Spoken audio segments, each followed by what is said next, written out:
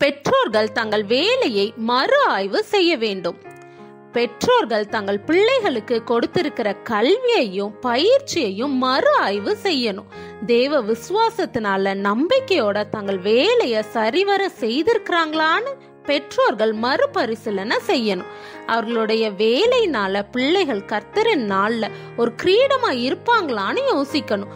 இயேசுவானவர் உங்கள் கிரியைகளை பார்த்து அதை பரிசுத்தப்படுத்த ஆவியானவரை பொழியும்படியா அவைகள் இருக்குதான்னு பார்க்கணும். பிள்ளைகளின் நன்மைக்கென்று நீங்கள் எடுத்த முயற்சிகள் இயேசுவின் ஆய்வுக்கு முன்பாக நிற்குமான்னு பார்க்கணும்.